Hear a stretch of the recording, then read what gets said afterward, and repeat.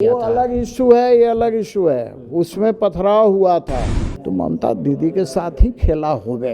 ये किसी प्रकार का हमला नहीं हुआ है, बल्कि एक हादसा हुआ है, स्वयं पोल से टकरा गई। और मुझे तो डाउट है कि जो पैर में जो प्लास्टर चढ़ा है ना, उस पर भी खेला है। नमस्कार, आप देख रहे हैं जेके न्यूज़ नेटवर्क। बंगाल विधानसभा चुनाव में जो सीधे टक्कर का जो मुकाबला है, सीधा दादा वर्सेस दीदी का है। हमारे साथ रांची विधायक और भाजपा के कदावर नेता सीपी सिंह जी हमारे साथ हैं। इस बार का चुनाव, सबसे पहले प्रधानमंत्री ने एक भाषण में कहा था कि ममता बनर्जी स्कूटी से गिर गई, मतलब खेला हो गया। लेकिन फिर दोबारा जो है ममता बनर्जी के साथ जो नंदीग्राम में जो घटना हो गई, उसको पैर में चोट लग गई, तो अब लोगों की सहानुभूति उनको मिल रही है। लोग कह रहे हैं कि फिर से खेला होगा। क्या कहेंगे इस पर? नहीं, देखिए, मैं एक बात बता रहा हूँ। ममता दीदी पहले बोली थी खेला होवे, तो खेला तो कर दी। लेकिन अभी भारतीय जनता पार्टी के लोग डिमांड कर रहे हैं कि सीसीटीवी कैमरा सार्वजनिक होना चाहिए। बंगाल के मुख्य सचिव ने जो रिपोर्ट दिया उसमें स्पष्ट कहा है कि ये किसी प्रकार का हमला नहीं हुआ है, बल्कि एक हादसा हुआ है, स्वयं पोल से टकरा गई हैं। वहाँ के जो प्रत्यक्षदर्शी गवाह हैं, आम जनता है, उसका भी कहना है कि भाई कोई हमला नहीं हुआ है, ये खुद टकरा गई हैं। तो सवाल ये है कि जब ये सब चीज़ें खुलेंगी, आप जिसको कह रहे थे कि सहानुभूति हो गया है, जब ये सब सारी चीज़ें आएंगी तो जनता तो फिर समझेगी ना। जनता तो कहेगी ना कि भाई ये जो है अपना हार के चलते इस तरह का काम कर रही है। तो मैं कह रहा हूँ कि इस तरह का काम नहीं करना चाहिए ममता दीदी को। और मुझे तो डाउट है कि जो पैर में जो प्लास्टर चढ़ा है ना, उस पर भी खेला है। क्या खेला? टूटा उटा नहीं है, वो प्लास्टर चढ़वा लिया, क्योंकि ये सब नौटंकी बहुत करने में माहिर है ममता दीदी। तो भाई सबसे बड़ा बात है कि इसको एम्स के डॉक्टर से इसकी जांच कराई जाए कि वाकई में पैर में किसी भी प्रकार का क्या कोई फ्रैक्चर हुआ है, या बहुत पतला सा बारीक सा भी, क्या उसको बोलते हैं, वर्ड अभी भूल रहा हूँ मैं, वो भी हुआ है क्या, इसका भी जांच करा ले। और दूसरा, सीसीटीवी कैमरा को सार्वजनिक करना चाहिए। और वो तो दिख रहा है, चैनल वाले तो दिखा रहे हैं कि भाई कहाँ हमला हुआ। आपके साथ 50-50, 60-60 पुलिस वाले थे और 4 लोग हमला कर गए। आप बयान बदलती रहती हैं।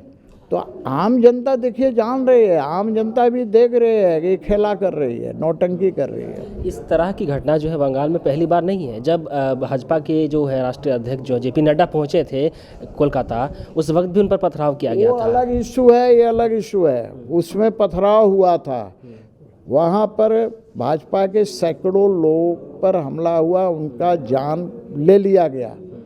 ये टीएमसी के गुंडों ने किया। ये जो बात हो रही है नंदीग्राम का, तो ये सार्वजनिक होना चाहिए सीसीटीवी कि भाई उसमें क्या मामला है।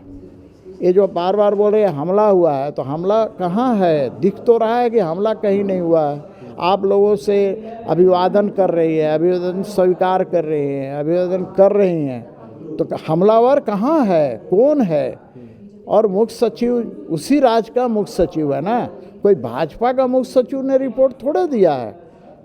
वहाँ की पुलिस ने रिपोर्ट दिया है कि नहीं, किसी भी प्रकार का कोई हमला नहीं हुआ। तो इनको तो शर्म से डूब मरना चाहिए मेरे ख्याल से। ये तो शर्म की बात है कि एक मुख्यमंत्री इस तरह का काम कर रही है। चुनाव से पहले डीजीपी बदला गया है पश्चिम बंगाल में। नहीं, वो तो चुनाव आयोग ने डीजीपी बदला है। चुनाव आयोग देखता है कि भाई चुनाव निष्पक्ष ढंग से हो, इसलिए वो किसी भी अधिकारी को बदल सकता है, वो उसका अधिकार क्षेत्र। लेकिन लोगों का मानना है कि केंद्र से अब लोगों का मानना बहुत सा चीज़ का मानना है। सवाल है कि सुप्रीम कोर्ट के बारे में भी लोगों का मानना है। हर चीज़ के बारे में वो सब आरोप लगाते हैं। तो ये सब आरोप प्रत्यारोप चलता है, पब्लिक भी समझती है। जब चुनाव जीत जाते हैं तो ईवीएम ठीक, हार जाते हैं तो ईवीएम खराब। तो बात है कि ये सब चलता रहता है, विपक्ष के लोग इस तरह से करते रहे। अच्छा, सियासत में जो है दल बदल कोई नई बात नहीं है। आज यशवंत सिन्हा जी जो है टीएमसी में चले गए, जो अब टीएमसी के भी कई नेता भाजपा में गए हैं, तो क्या कुछ असर पड़ेगा भारतीय जनता पार्टी को बंगाल में? अरे भैया देखिए, यशवंत जी हमारे भारतीय जनता पार्टी में बहुत बड़े सम्मानित नेता रहे हैं, हमारे केंद्र में मंत्री भी रहे हैं, हमारे बिहार में विपक्ष के नेता रहे हैं। मैं ये कह रहा हूँ कि आज हमारे बीच नहीं है वो, आज दूसरे दल का समर्थन कर रहे हैं।